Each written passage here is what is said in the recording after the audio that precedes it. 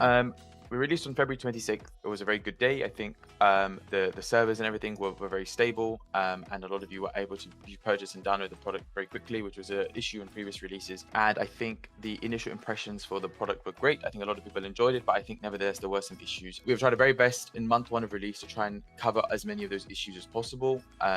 Some of them being some just silly bugs that were present that weren't captured in time. Some of them more deeper issues that we had no visibility on before during testing, and some of those things allowed us to change some of the approaches that we're doing to future builds and future projects. I think the sheer scale of people that sort of purchased the product versus the A300 was significant. It allowed us to get much deeper insight to maybe some of the errors in our processes. So it's been a very good process, and I think we've learned a lot of things about that. Anybody want to add anything there? Yeah, I can chip in a little bit. Just obviously talk about the frequency of the updates that you can see on the screen there. Obviously, we don't plan to release with bugs, but we know there are going to be issues. So almost immediately when the release build is locked in, we're planning for a day one patch, which is what you saw literally a few days after release, and that addressed quite a few kind of immediate issues across the aircraft. And then we've tried to do a weekly update, capturing both bugs and adding kind of further systems and development items to the aircraft as we go on. I can talk a little bit about kind of the bug tracking process now that we've been going through. So like I said, we don't plan to release with bugs, but they're kind of inevitable in any release we've got. The feedback from the community was basically saying that we cause some regressions with the patches that we're doing. But that's obviously not the intention, and this graphic just kind of shows how many internal and external bugs we've kind of started and tracking with, and how many builds we're doing on a weekly basis. But coupled with that, we're doing interim internal quality assurance builds as well. There's a minimum of 2 or 3 per week that we're tracking particular items on to ensure there are no regressions. And basically, as you can see there, the total bug tracking is on its way down. Overall, we're seeing less reports coming in for new bugs, and basically working through those as a bit of a backlog. As part of that, we're going to just go through some of those issues, why they happen, so you're aware that we're aware of what's happened, and ensure that this doesn't happen again. I think one of the areas is a few WASM crashes. A lot of them are on very very different systems, and it's not something that we've had to sort of broaden or extend. And I think we had a few WASM crashes during development, but I think we were on the assumption that there might be 1 or 2 deeper ones, but nothing too significant. But what we saw on release, and I'm sure Mike, I'm sure you can pick this one up further, is a lot of them were due to memory allocations, and I'll let you talk about that a bit more. General performance and stability issues were people's main concern as we initially released, predominantly on the 2020 platform, which again we hadn't originally planned to release on. So it was a bit of kind of a step change in development, kind of halfway through to try and capture that. Not that it's any kind of significant difference, particularly from the WASM systems kind of point of view, but there are differences in the architecture to the system overall. So WASM crashes, big feature, results in avionics freezes, and the plane effectively falling out of the sky, which nobody wants, especially after a long haul flight. So we spent a lot of time looking at users' feedback and trying to work out and pinpoint exactly where they came from. Patch 103 was kind of a turning point, we believe, for resolving those WASM crashes, and it included a significant update to resolve memory allocation issues, as Ubaid mentioned there. From what we've seen is improved stability and the crash frequency by around 50% so far. The fix basically came in 2 parts. Firstly, we refactored a lot of the code to use smart pointers, and we avoided unnecessary memory allocations by using references in our functions. Furthermore, we added delays for processing the data of network requests, which was causing particular issues because the file wasn't ready in certain occasions when reading JSONs. We also switched the format of reading SymBrief requests from XML to JSON, which avoided potential reading issues from the XML library. And we also noticed and liaised fairly closely with the Asobo SDK team to confirm the malloc issue which was resolved in FS24 was in fact passed over to FS20 as well. So we received an update from them to make sure that was in, which resolved a vast majority of the WASM freezes and crashes for both sims. Replicate a bug. Firstly, we need very specific reproduction steps because it is a particular part of the code that's not performing correctly or as intended. So we need those very particular steps to recreate it. once we've got those steps, we need the conditions in which it crashed as well. And like you say, FPS is actually a very big factor within that. And what we find is as you increase performance and increase your FPS, your likelihood of a crash was increasing due to these issues. So it was actually quite difficult because when we're debugging, we have to attach a debugger through Visual Studio, which is our coding platform, which automatically slows down the code. It adds lots of kind of functions in there to read what's going on, and it automatically slows down and reduces your FPS. So trying to capture that with an increase in FPS was quite difficult. Explain a bit more about what we did on the system side there. So this AFK mode, as it's been coined, is basically extending the parameters on which the autopilot disconnects to give you a bit more time for it to kind of obviously not enter into a spiral dive, as we've seen. It is still under investigation, but we think it's still reaching the extremes of the limits of the autopilot logic, especially when there's significant weather changes. So the dynamic weather changes within the sim are not progressive like they are in real life. So the autopilot in some instances is struggling to keep up.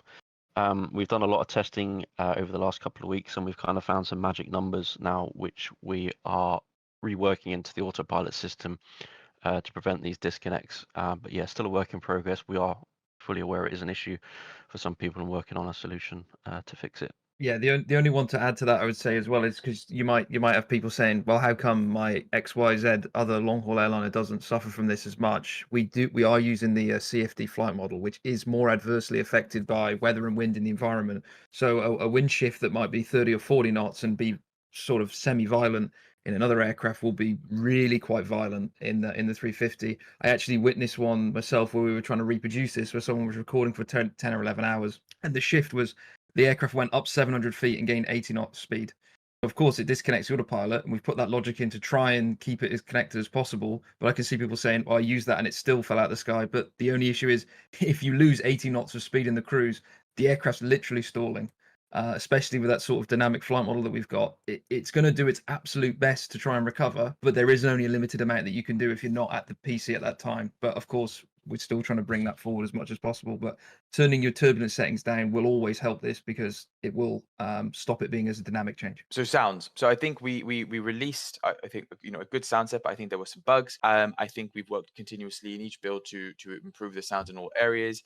But I think there are some misconceptions that we want to address in today about the flap slats and gear sounds. And Mike, I'll pass over to you for that. Yeah, so like you said, 101 patch immediately addressed some issues with balancing and bits like that we'd picked up early on. They were refined pretty quickly, but the biggest kind of feedback point we still seem to get is regarding the flaps and slats sounds, with reports that you should hear these sounds regularly from the cockpit based on YouTube videos of stuff back in the cabin, which isn't strictly true, but it's a perception thing as well.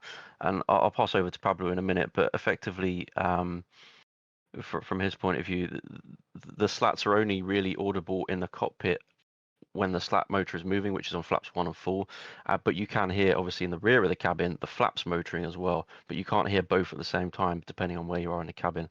But yeah, Pablo, you've probably got a bit more kind of input on that one. 100%. That is 100% correct. The sounds when it comes to the slats and the flaps are, I can assure everyone, correct. And yes, they can be. And the thing is, the videos on YouTube are great, but it's hard to hear everything and it's easy to make assumptions. And I can confirm that only the slat motor makes a noise in the cockpit. And this is one of those things that, again, through testing, I end up paying particular attention when these things happen in the aircraft, and I make my own personal notes when I get off a flight, and I pay particular attention exactly to that. When does that sound happen? And I could see that when the flaps were moving alone without the slats, I could not hear a single thing on board. So from the cockpit, you only hear the slat motor sound, not the flaps. I think a major point of criticism that we've seen on the flight model is the handling, which many found very unrealistic. Users reported that the aircraft felt far too light and twitchy and lacking the sense of inertia expected of a wide body. So I've got a couple of points there before I pass to Pablo and then Cameron. So it is different. I think we've got obviously Pablo here, who's a 350 type rated pilot, and he's free to say what he wants. And we've had many back and forths about the flight model during development. And I think we've also engaged, if people aren't aware, with Captain Chris, who's a Virgin Atlantic type-rated captain, and he's flown the plane and he's commented on the plane, and it is the number one thing. I think he said it on an Instagram post of the first thing that he takes people who are type rated on 320 to the 350 is that this plane handles very differently. It is not going to handle like you are used to. And I think, you know, for him to someone who's not been in flight sim, he's an external content creator and someone who works in training to comment on that really demonstrates, you know, what, you know, the challenge maybe some people are facing here. But I'll pass to you, Pablo, and then we can pass to Cameron. Yeah, as you said, also to clear the air on some of the issues that have appeared online, I am a real pilot, and I'm lucky enough to actually fly with my operator, with my airline, both the 330 and the 350 at the same time. Some airlines pilots only fly the 350. There's not a lot of airlines that do this. So that gives me two very different sets of handling. And this is something that I've fed to our team, and I've been very critical from it from the very beginning because we wanted to get this right. And the way the aircraft behaves, it is very sensitive. It's a very agile plane. I remember we discussed this pre-release, and I'll say it again. And as Chris also agrees with there, the handling is accurate. There are a lot of different joysticks out there. This also has an effect, and also the way that it feels, but it handles differently. When I fly the 330 and I fly the 350, they handle very differently. The 330, I haven't flown the 320, but from what I understand, the 330 and the 320 are very similar. Heavy, more laggy in a way. And then, yes, this gives a preconception that maybe the 350, being a heavier aircraft, will have more inertia, but it is an agile aircraft, and I see it myself. I see a lot of people, especially when they come to the 350 for the first time. We had some people join the company that used to fly 320s before, and they tend to, it's an easier tendency to balloon the aircraft, for example, and they immediately say, wow, like it is sensitive in pitch and in roll. It is just the way it is. I've seen videos of the community as well, when they post and they see like how they find it, and some of those reactions, I think it's people just overreacting it, applying too many inputs. You have to just be a lot more gentle. Sometimes you have to put a quick input to stop a motion. That's how we do it in real life as well. The only experience I've got of the 350 is the full motion sim that we went through for like the 6-hour session, and also my experience from the 320. I've seen other 320 pilots saying there's no way that this could be correct because the 320 flies like this and the 350 would never fly like that. I found it fairly different. Of course, you get used to it when you're in the real sim, but we want to try and capture that feeling of a 350, because if you're not capturing what makes a 350, why are we bothering? That's my view. If we make it fly like a 320, cool, but it doesn't fly like that. We're really trying to capture that. And it's interesting because when you get used to it, it flies super nice. Like, it really does fly nice. I mean, I don't know if you agree, Pablo, it's a nice flying plane when you're on the approach, you know? It's awesome. I love it. And I love the responsiveness that it has. And when I do it in the simulator, I fly it the same way, and I find that, you know, I can fly it smoothly. I can do nice landings on the zone all the time. So, but yes, you have to be aware of how to fly it, and it's almost like a mental chip that you have to put in your head. Like today, I'm not flying 330. Today, I'm flying 350, and because of that, I have to be a bit more careful. The flare is very gentle. You have to do it just like just ease it off, okay, and you don't hold it off like 330. You hold it off almost like a conventional aircraft. But the 350, you very gently commence the flare, and that will lead to gentle landing. But you have to be careful. It is just the way the aircraft flies. Start the video. I'll start to just talk through it as we go down, just to kind of emphasize what we were talking about. So here we've got a recorded. This video is a great video from YouTube of a 350 approach in Toronto. Go check out their channel as well. It's a super high quality video. Just look how this is exactly the same approach with the same wind, same weather, same weights, everything like that. You have to be super sensitive careful with the approach. Now, people are saying that there is input lag. 500. There is input lag in the real plane. You can see it where he's making an input, nothing's happening for, it's not long, but it's a tiny bit. But if you're making an absolutely tiny input, the plane will still respond. I mean, when we're talking tiny, I mean as small as my joystick will move, the plane will respond. And that's what's going on at the video above. You can see that the inputs are very, very similar. And also you can see how it's just tiny bits of pitch and absolutely tiny bits of roll. And look how the inputs that are happening on the stick at the bottom, on the stick at the top, are fairly similar, and you really need that minimal input.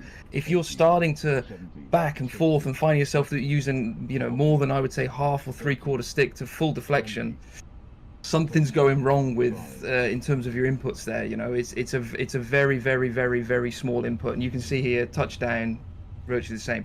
Now what's going to come through to the next video is crosswind, because I saw people saying as well it's impossible to land in a crosswind because it's too sensitive, or it's impossible because of the turbulence. The next is a absolutely full crosswind landing. So this is 45 knots at the moment, dying down to about, I would say, 35 knots on touchdown. I'm still using small inputs. I'm still there. You're guiding the aircraft down. You can see it's really starting to get rocked around now by the reduction of the weather, but it's still easily possible. You're just slightly there, and it's the handling. You can see I put an input in, and it does wait a second, it comes back, you know. Coming down now, and we're going to go into the decrab in a second. So decrab with the rudder, and it should get roughly straight, and boom, we're down. And there's that nice transition onto the ground with the new ground handling in 24, which is also added into 2020 because we added that into the flight model, and we're coming to a stop. The very final part of this video, which is the final section of this, is just addressing those input motions. So you can see here, look, see how there is a very slight perceptible lag, if you would like to call it that. That is how the plane is. The 320 is even like this, where there is a slight, you put in the input, nothing happens for just a split second, and it will happen. Now for the 350, of course, as Pablo said, it's agile and nimble, but there are physics and weights and things like this. It's going to have a slight lag. If you're going back and forth like this, you can see when I release the stick, so when I release the stick now, or in a second, I don't remember exactly what I did, the aircraft's completely stable. You're getting yourself into a pilot-induced oscillation. So yeah, there is a very slight input lag. That's not because we enjoy adding input lag, that's because that's what the real plane has, and that's not an input lag built into the fly-by-wire system. That is the inertia of the spoilers going up, the ailerons going up, then the aircraft will respond and it will come back. And it's not much, but it is a little bit, but it feels very natural to what that is, you know. An instantaneous reaction isn't going to happen unless you're in the A400M, where you have absolutely enormous flight controls that's designed for that military environment. So yeah, that's basically all we have to say about the flight model in that section, unless you got anything to add, Pablo. What I would also like to add, I've also seen people adding some links, and this is again one of those things that can happen with videos easily. I've seen people linking videos in which you can see the side stick, and they're like very big motions, and the aircraft not reacting that much. And then people saying, well, look at this video, for example. There's a lot of motion, but it's not reacting. That's not that agile. The conditions in the aircraft, you cannot really see them on the video. And that's another thing that happens. If it's very turbulent, which happens, sometimes you end up having to make quite big deflections.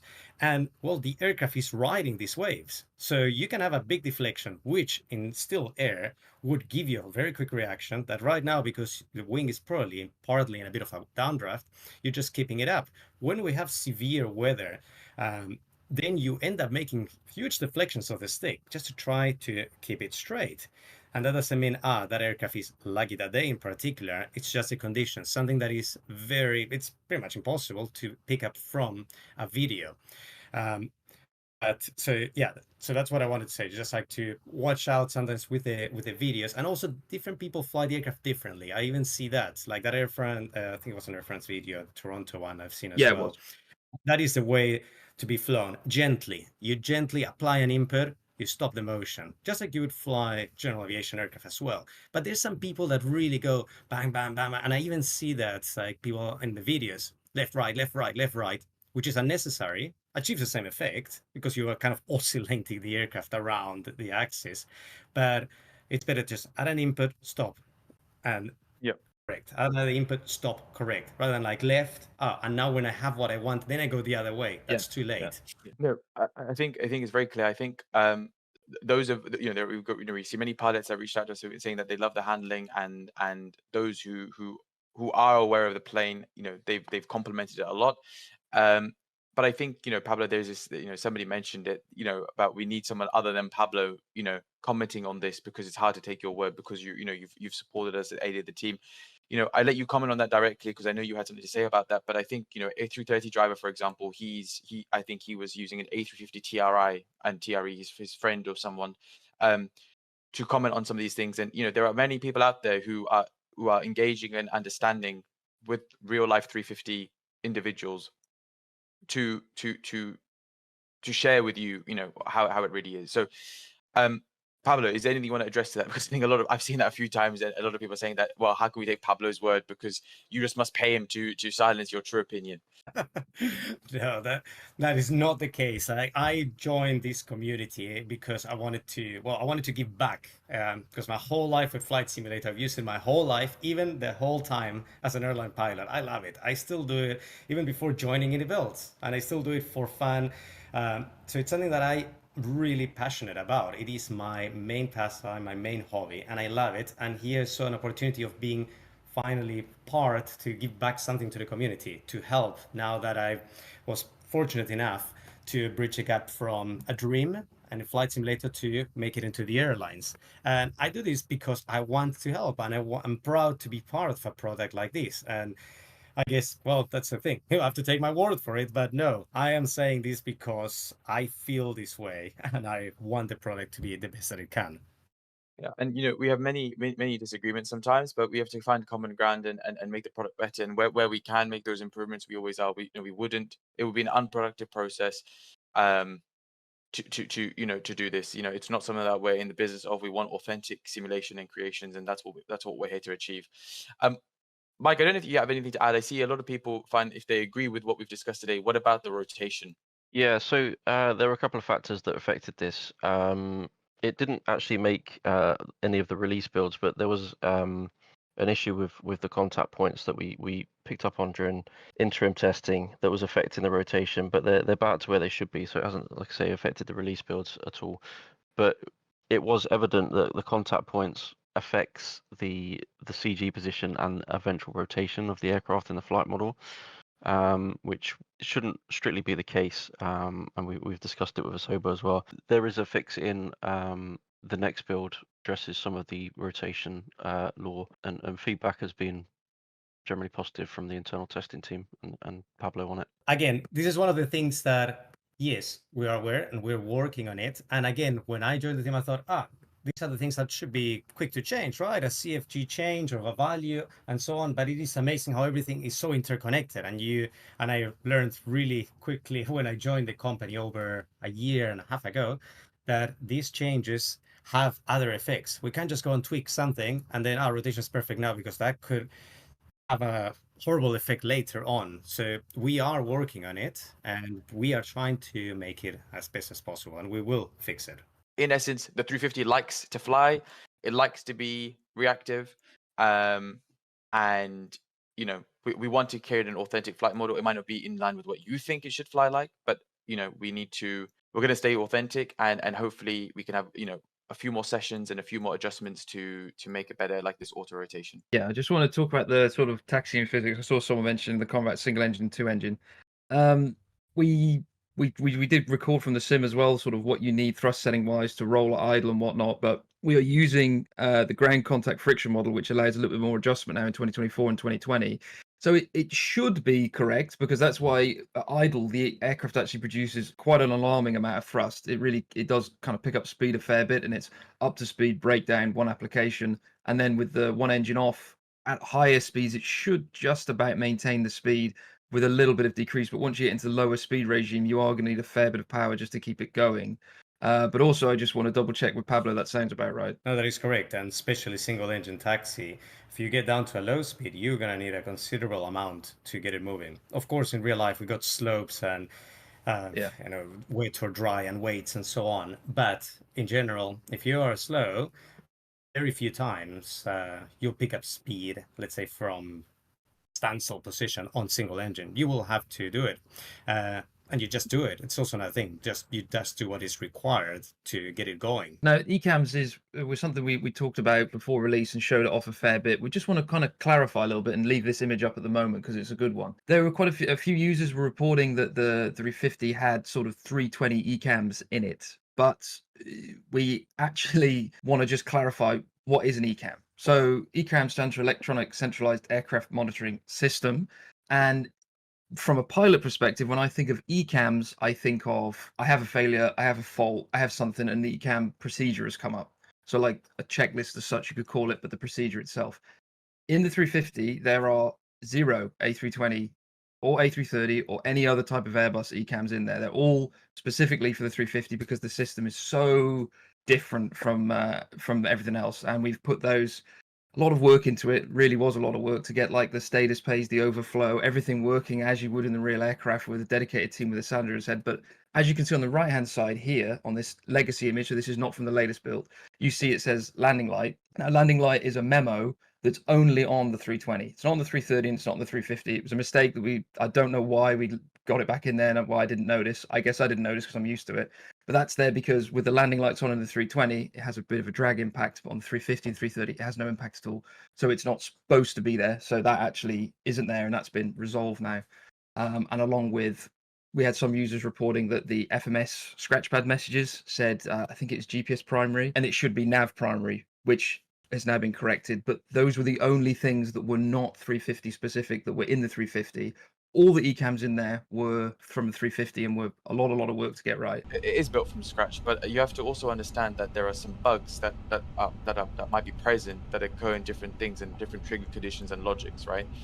You know, there's this sentiment that things can be copied from plane to plane is simply not true. The 350 is severely complex rather than any other Airbus that is present. And we have a dedicated individual, Alessandro. He's great. He's been working with us for a year. And it has taken him a very long time to build a very complex interactive 350 ECAM system.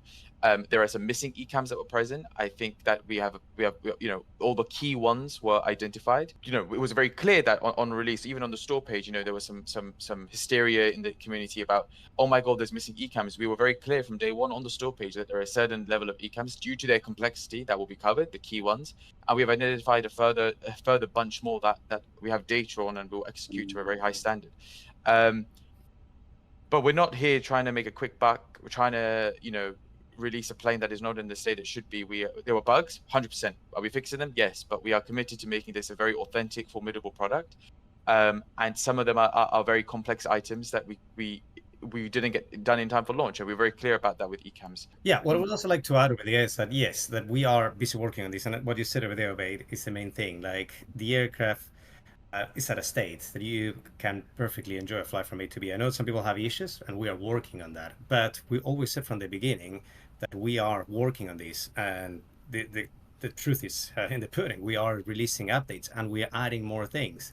And I personally like the fact that I can fly the aircraft now, and as we add more stuff, it just enhances the experience for people rather than say, cool guys, we're going to take 2 more years and no one gets it for 2 years. I don't know. From my point of view, I'm very happy with this. Yeah, but I agree with you that maybe some people felt a bit disheartened that what they were getting wasn't where it is. But I think, you know, we are where we are now, and I think on release there were a lot of features here that were new and refreshing. But I think some people expected a bit more depth in some of them, and that's what the plan is. So Cameron, we'll jump to you now in the sim. Yeah, absolutely. No, we won't go over it too long because we've kind of covered a lot of what we're going to talk about, but let's just look at a few things that I've seen people comment about that's kind of interesting as well. So if we select all the batteries off like this, so we've selected all the batteries off. So now we get all these different ECAMs and sort of failures that come through here. So back to a MORA off, and you can see how they're all dashed and gone away. That is specific to a 350 as well. All of this is 350 specific. And if you open up the status page now, you'll notice there's nothing there. And you might say, well, how come there's nothing on there? Well, there's nothing on there because they've not failed, they've been selected off. There is a difference inside the ECAM and the documentation that we have to be pilot selected off and failed. So when we're talking about one ECAM, we're not saying, okay, I've written the title, I've written the action that needs to be done, and it's done. There are like, some of them have 9 or 10 if and or if this and or that and this, and that's all been in there. So now if I turn them back on, just to prove my point, so turn them back on, they're still not shown. But now if I go into the failure menu, because now this is sending a different failure. This is actually failing the battery. So I'm going to fail the batteries now. So now we actually have in operative systems BAT1 plus 2, BAT1 AMER. So now they're actually failed as such. So it's one of those things that there is a subtle difference, and that's not the same as on the 320. So 320 and 330, if something's off, it's considered inop. But if it's failed, then it's going to show as an operative system. There is a definite difference between the two families, and that's why they've made the ECAM system more sophisticated as such as well. And you can see here, like if I start to turn things off, we're going to start to get a lot of these ECAMs that are coming through. But can you see how that is an engine 2 bleed off, engine 1 bleed off? It's not a failed, because it's not failed because I'm selecting it off. So there are all these subtle differences that are built in. And I did see some users commenting about as well that there's like a sort of the amount of ECAMs and things like that. Let's just say as a joke, not all ECAMs are created equal. Some ECAMs are like this, air engine 2 bleed off, and it's one little line of text. Some of them are 7 or 8 pages long. So if you really, really want to see a complex sort of failure or complex situation in the 350, take off and select both engines off in the cruise, and the autopilot will be able to be re-engaged after the rats drop down. And the ECAM for that was 7 or 8 pages long, and that's all in there. So I just wanted to take this little bit of time to show they are here, but they're not quite the same as the 320. They're not quite the same as the 330, and they're also working in slightly different ways. Because you can see here, I have a deferred procedure open. I already failed this and flagged this before in the code because this is a not released code version, so there still might be little things that you might see in here. So if I go on the deferred system, we actually have a deferred procedure list. This is nothing like you have in a 320, because then you can simply activate the deferred procedure and run through it. When you have to understand a 350 is a 350, it's not a 320, it's not going to react exactly the same way. Also, if you select something off, not all the items are covered and catched and things like this, but we have, like I say, 84 buses simulated in the electrical system. There is a lot of system depth gone on here, a lot. We have all the base systems are new. The bleed system actually is a physical system. You turn it off, it'll depressurize, but it depressurizes at a slow rate. The community mod. Somebody said that how can the community mod have 8.9 thousand downloads, and people are saying it's great and whatever. I think Mike, Cameron, Pablo, we use WASM. And WASM overrides a lot of things in the default CFGs, but I'll let some more technical explain. I can go over it as well a little bit. Like, it's great when people want to try and, the people who are making the mod are doing it for all the right reasons, right? They want their experience to be better and what they think is going to be better. But as we talked about before, you can make a 350 fly like a 330, and it's maybe more in line with what you expect, but it doesn't mean that it's more correct to a 350. And there are many things that we're overriding totally in WASM. And there are things that we've set certain ways that you might go, well, that number's not this and that. Well, we're doing it because we're relating it to real feedback, real systems, real data that we've got. We're not just doing those numbers because we're like, oh, we didn't want to put 1, so we put 0.8. That's not because we know it should be 1, but we're doing it because that gives the more realistic outcome to the real aircraft. And that's why those numbers are set the way they are. But I think more so that mod, it isn't actually impacting a lot of areas. I think 99% of all the things that the variable is changing cannot be changed because it's all written in the WASM, and the WASM is coded. So why people say it's better, it's purely placebo. I mean, it's not just us can say this. You can speak to any developer in Flight Sim and go ask them this question. They will tell you the same thing, that if you're writing something in WASM, it will override it from the default config file. There's really nothing else we can say on that. That it's purely placebo, and that if you're liking it, you like the original flight model in the first place. Yeah, and it's like, for example, the flaps, we totally override them, totally in code, even more so than any of the other products we've ever done. It's a total custom system, and the biggest change that people were seeing that would be something that is impactful is the added roll stability. So if you're adding in roll stability, remember we watched that video before of the back-to-back, if you're adding in roll stability, then it's going to less likely to be reactive. But now it isn't like a 350. So you kind of like... Yeah, and we don't 100% recommend using it because there are things that we're overriding and using that in the future you might come along and say, well, why doesn't this work? And I've also seen some people saying, I can't climb to my current flight level. And then I've asked them and they've said, yeah, well, I'm using the community mod. And I'm like, right. So, yeah, that's why it's set the way it is. The climb rate, the engine thrust, everything is identified to be in line with real data. Aircraft performance. Now, we mean here we're talking about two things. We're talking about the performance in the code that we mentioned earlier about smart pointers and delays to third-party requests and the code being improved. But I think there was also some performance on the art side that we've been doing. So Max, time for you to shine. Do you want to talk about the aircraft performance things that we've done on the plane since release? Yes, absolutely. So we had a look. We looked at some feedback from our testers and so on. The main thing that was limited was the CPU usage.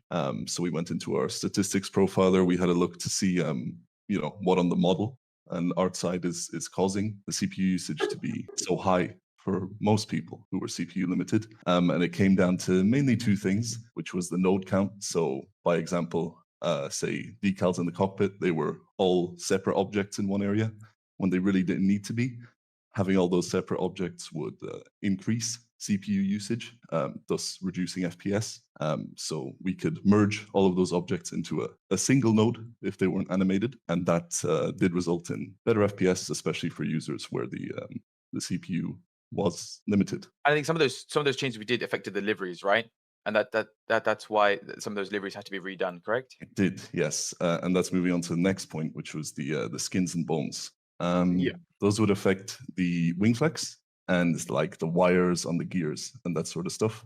Basically, the bones, which were part of the skinned meshes, were multiplied, I would say, to maybe way higher than they should have been. And we found ways to optimize those significantly. And even for people who had really good systems, like say a 4090 and the latest AMD, the FPS increase was, 10 FPS or more with FrameGen. So it was a huge boost when we discovered this, and it's definitely helped a lot with performance. We identified areas within the art that could be improved for performance that resulted in some livery changes, and we redid the wingtips based on the data we had. But there's performance fixes that are present. If you haven't tried the plane since release or since 1.01 or 2, we suggest you go back and look at that. And it's always going to be, something that we're going to continue revisiting and improving where we can. But a lot of the work to get it there, Max, would you say has already been done? It has, yeah. Specifically with the long winglet type. Initially, we had some, I would say, distorted references. It was like that very, very early on in the 3D modeling process. So it wasn't looked at again. Thanks to the feedback we've had, we've revisited it. We saw the references were distorted. We went out, got new references, got them approved, and we've improved the model of the long winglet. So in summary, we fixed the performance where there's art. We fixed all the geographical inaccuracies that we could and adjust. So there was this topic about GSX integration. I think we had an initial set of or implementation. Then we did some bits from Umberto. Umberto did some things on the profile which he had to do, and then I think we did some more bits. But Mike, do you want to update us latest on GSX and where we are, please? Yeah, so we released in a very early patch, provided the remote control option from the EFB, which everyone enjoyed, and then kind of the next step to that, which we didn't have quite enough time to get in for the initial release, was the automatic integration of GSX. With the full kind of automatic loading and unloading based on your sim brief plan. As Zube mentioned, we collaborated with Umberto directly. He's provided updated profiles, so thanks for that. But now we've got kind of full integrated logic in the core systems from the WASM side and also the OIS, but you still have remote manual control to override certain items if you wish. There's still more features to add, and we're streamlining the automatic process as well with future updates, so there's still more to come. We hopefully, you're happy with where it is now, but we're going to do more. We should cover one more thing. What about this whole L1, L2 door? Yeah, so that one's now controlled via the WASM. Basically, the core sim logic with the doors operating was never really designed for multiple doors like on the wide-bodied aircraft. It only really assumes a front and a back door, but obviously the wide body and the 350, the preferred door for entry for passengers is the L2 door. So we have to kind of force and override that now in the code. For the most part, it works, but it also depends on the airport GSX integration and where the aircraft is positioned, because the airbridge will still default to the closest door in the sim. So we kind of have to trick it a little bit, but it is an improvement to what we had originally. Yeah, and just expanding on that as well, like there are some people saying, well, there's a mod that makes this. Well, what the mod does is it deletes the door, the one left. Exactly. Okay, fine. If you delete the door, then it's going to use the other door because it's deleted. But the issue that you run into there is other add-ons that look for where is the other door, then it's not there. So it can work in the instance of you wanting it to go there, but then it can also create more issues down the line. And when you think about in the future, especially with 2024 integration with Korea stuff, those doors all need to be there. So it would actually create a compounding issue down the line by just deleting the door. Yeah, exactly. I think with the GSX, Mike, there's a couple of you saying some panels are not opening or closing as they should. A fuel cap door, fuel panel, and the wing staying open. Yeah, so that one should be fixed for the next patch on that one. Again, it's assuming certain interaction panels are used in the core sim that we have to override. So yeah. So cockpit additions and features. So alongside obviously doing new sort of bug fixes, we've got a whole list of things that we're working on new things, and since release, some of those things have been MORA, SND, and ETP. Pablo or Cameron, in one sentence, could you maybe go through the importance of these three things? And you were like an update on how we use it, or sorry, did not catch what you were after. Yeah. No, so obviously I mentioned that we've been we work on bug fixes, but we also added some new features in, and maybe a quick summary or discussion. Cameron, feel free to speak on each of those three and their importance. Yeah, no worries. I'll go through and quickly refer back. So, like, the MORA function is coming from Navigraph, and it pulls your en route altitude, which is nice. So on other aircraft, you can kind of see how high you are near terrain, but it actually draws it on the VD, and you can actually see the line. There's quite a lot of logic that goes there with, like, are you in climb, are you in descent? Do you have standard set? Do you have QNH set on the arrival page? So that's MORA. It's a very cool feature, and it's very, very helpful for situational awareness. ETP is the estimated time point, so basically just shows you when you're the middle point of time. So when you see it, you go, hooray, we're halfway, basically. And that's normally what the ETP is used for. But also for transatlantic stuff, you can set it between two waypoints to show the middle point between this and that. And it's a little bit more complicated in the 350, and that's been refined and added in now. Now, probably the most complicated one is on the right, which is the SND. Now, believe it or not, the SND is a full FMS. And it actually now fully works. So you can type in waypoints, you can go direct to, that's what it says, ls/direct to, so an arrow with a D. And you can actually use those as basically like a backup FMS in the 350. Is that about right, Pablo, for those? That is correct. And also the SND, for example, my airline doesn't have them, and a lot of them don't. If you look at photos and videos, so it's something that I unfortunately don't have practical experience with it other than what is on the FCOM, because it's quite a unique one. And everything else, he said, yeah, of course. The ETP, it's very useful. We're fine-tuning it. We use it during ETOPS in particular on long stretches, remote areas. So yeah, but everything else is spot on. How can you release a plane and windscreen wipers don't work? Max, do you want to tell us the challenges you've had with windscreen wipers in FS20 and FS24 and where we are now? So specifically in FS24, we had the disappearing windshields when we implemented the wipers. Now, it wouldn't disappear for everybody. Some people would have them, some people wouldn't. And that was no way to release a product. So we had admitted this feature. The other challenge we had with it was reflections of the glass being inaccurate. This actually took a while to fix because we wanted, obviously, the wiping to work on the inside, but when we did flip the glass and point the rain effects towards the inside with all the wiping and stuff, it would make the reflections terribly inaccurate. You would see them as if they're coming from the wrong way. And that was obviously also no way to release it. Basically, it was like, we did it. It didn't work quite right. We removed it. Max later said is that both of them have it, correct? So the bogey animation. So I think a lot of people were disappointed with this one. It's not right. It's a bug. We shouldn't have had it. But Mike, you want to pick this one up? So there was a slight issue with the code. It was basically combining the compression and the gear retraction all in one, which was causing this issue. But we picked up on it now and fixed it. And hopefully, well, it's in last Friday's patch, as you said, so you should already see a difference in this one. On release, the Navigraph implementation we had was a little bit rocky, mainly with pulling of flight plans and bits like that were causing WASM crashes and freezes, or not pulling through correctly at all. So it was part of kind of the optimization we did in 103 as well, but we added some timing delays in the code to ensure the data was being received and it was ready to be received. Added a lot of flags from our ends. But it's effectively using, well, there's 3 WASMs in total, WASM modules in total in the aircraft. So our internal systems 1 and then 2 from Navigraph doing 2 different bits for data storage and passing the data. So yeah, we basically added a lot more checking on our side to prevent any issues with the flight planning, and there was a big improvement from 103 onwards with that. So obviously, I think people talk about like what is the priority. Obviously, we've got a few bugs. It's very clear. It's a very popular product, and everybody wants their bugs fixed. So we've got a community poll set up on the forum. Please put your priority request there, and we'll help filter out what's important. I think we have a list on our side, but it would be great if you guys can engage on that, and that's on our forum. And I'm sure the community team can put it in various places So yeah, so one of the key new features or active things that the community are looking for, but it was already on our futures list, is the CDA. Yeah, I can go through it. It's a constant like descent arrival. They call it CDO sometimes, depending on the configuration. So constant descent optimization. But basically, in a legacy 320, 330, all these sort of aircraft, they want to level off to decelerate. So whenever it's trying to slow down to the final approach speed, it will level off and decelerate level. Whereas with the CDA mode, it more aggressively tries to go down the profile and won't level off at the end.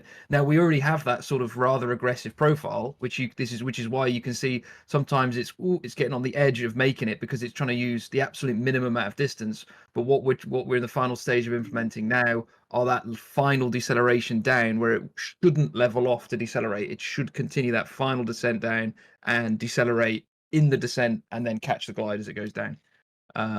Anything you want to add on that, Pablo? Yeah, and also to add, it's an extremely complex function of the aircraft that in reality, I find it a very seldomly end up using it as such. Yeah. If I think back how many times I've descended from level flight in the cruise all the way to an approach, it's just never happens. You end up always stepping down. And also another thing that I already want to say is that in reality, we have to intervene a lot on the aircraft. And this will also happen in the simulator sometimes. So it's not like that the aircraft is not doing it correctly and so on. Just sometimes the conditions, be that the wind, shifts and so on, and then you have to intervene. Speed brake, selected speed, open descent, selected speed, and increase the speed so you can dive a bit faster. So just a heads up that the aircraft, even though it has it, as you say, sometimes it gets close to the edge, sometimes it doesn't feel comfortable, and you have to intervene. So people must also be ready for that if it is the case. Yeah, absolutely. Because on newer 320s, so basically all 320s that are delivered now, they actually have this same mode in as well. So that's where my experience from this comes. And I will say optimistic is the polite way I would describe the profile.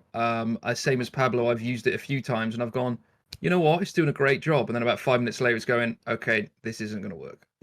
So that's often what happens. So it's really, but that's the point of it, right? It's on the edge of being able to make it to use the minimum amount of fuel. So anything that isn't quite as it's planned is going to throw it all off. So when it's even fully implemented, be ready to intervene. But that's how the real plane is. And that's what we're aiming for. So that's what we've been working on. Awesome. Yes, and just to add quickly over there as well, these are all features that we have in the aircraft, but that doesn't mean that they're used all the time. And if it doesn't work well, the aircraft itself, the real A350 is not working well, or 330, which we also have the same function now in the latest enhanced ones. So we have to be ready. And as pilots, we consistently intervene with the aircraft. That's how we fly it. So the FAP, there was a mistake here with from what was advertised and what wasn't regarding the FAP and the cabin lights and how that all works. I think we're planning to clean that up in this week's patch, right, Mike? Yeah, so there's a couple of issues with lighting, potentially meters used and bits like that, which we've tidied up. So you should get the full cabin lighting effects working now. Yeah, there's not much more to it. It was a bug. It was a bug maybe that lasts a bit too long, but it's being addressed now this week or next week's build. So have a little discussion with the Xbox folk. I think before we jump into the current status, I think the Xbox build is different, right, Mike and Max? Like we've done specific things on the code and the art to ensure that it performs the best it can. Yeah, so we're a lot more limited on memory usage on the Xbox. It's combined as well. So you haven't got separate CPU and graphics memory. So there's a lot of things we have to do differently to try and get some of these more complex systems working. And I think it was advertised, but particularly you won't have the A and F available in the Xbox builds, and there'll obviously be not as much cabin and bits like that. Due to reduced memory on Xbox, we have some texture reductions and there is no cabin. So obviously we released the plane. We spent the week optimizing the Xbox build, and that loops into Matt and what Matt's going to talk about as he runs the builds and the MCP with Microsoft. Better understanding for the Xbox users and sort of have them appreciate the process that we're having to go through. Every build that we've pushed out to the iniManager to the store has also been uploaded to the marketplace, sort of for parallel testing. Each build, as the guys have just explained, is different on the Xbox, and those take time to generate after we've done the iniManager builds and all that sort of stuff. So we process them and upload them to the marketplace at the same time that we upload to the ini manager. And there's just the whole ingestion process, and we're doing everything we can. We're working alongside the team on the marketplace, the Microsoft team there, to make sure that everything is being pushed and tested appropriately. We don't want to end up pushing out a build to you guys that is not necessarily 100% complete and potentially going to cause you issues. So we're really just trying to dial in the builds that we're potentially pushing to you. We've been in contact with them this week, and we've got 1.05 and hopefully 1.06 that's going to be published to the marketplace. And I'm hopeful that we're going to be able to get that sort of fast tracked and pushed along. And hopefully we'll be able to get the Xbox release out to you guys pending no further sort of issues with those builds during testing. I would say in the next sort of 2 weeks or so, and I'm fairly optimistic with that sort of timeline. Yep. So we are very clear. We are not ignoring Xbox. I think every social media post you've done is where's Xbox A350. We are aware. We're testing it. We want it outright. So what's next? So obviously we have some bugs. We're going to fix those bugs. But work is in full swing for the ULR and some other core things on the 350 project. And we pass over to Max. We have the HUD. So we've collected many references to make this as realistic as possible. You can see there on some of the photos, we've modeled obviously the projector that's up inside the hood, all the various mechanisms when it comes down, and the cover to protect it when it's not in use. We're hoping for the HUD outlook is in. We're now going to code the HUD, and it should be in an update over the next couple of months. So we just thought we'd show that the HUD is in full swing. In the pre-streams, we talked about the situation manager and the different situations you could deploy. And as we develop and add new features, we are introducing some cabin situations. So this one specifically is a elderly woman experiencing a allergic reaction to her meal, and you can see there's obviously a flight attendant assisting her with oxygen, and there's a medical box modeled right next to them. I mean, there'll be a few, right, Max? There will be, yes, there'll be quite a few. But you don't need GSX to have these. These are our own custom passengers, and we'll have a few. A few of these. I think people really enjoyed them, these situations. If you've got some ideas about what some situations you'd like, please let us know in our suggestions on the forum. But that's coming part of the situation side. And again, just as a caveat, this will only be available if you have the cabin version, which will be in 2024. So as we mentioned, there will be the ULR variant, which is for free in your current purchase, which is a third variant of the aircraft. And this variant will have its own custom cabin, and it will have obviously the Singapore Airlines, as given that they only operate at the moment of the ULR, the 900 ULR. So it's got the fully modeled Singapore Airlines cabin, which only has business class and premium economy. It looks very nice. It looks very cool. Stefan and the cabins team are working on it, and it will be part of when the ULR releases. You'll have a spanky new Singapore Airlines fleet of all the registrations and the cabin. So perfect for 350 ULR ops. What are we doing? So I think, we have delayed. We were going to release an airliner in June, a brand new airliner that we've not spoken about at FS Expo. Just so everyone is very clear about the priorities at iniBuilds, we've decided to delay that airliner to August, September. And we will be discussing that. We won't even be discussing that from now to FS Expo. So our main priority right now for the majority of the team is making the 350 better. Here you can see an indicative roadmap. It doesn't include the bugs. It includes some of the bugs.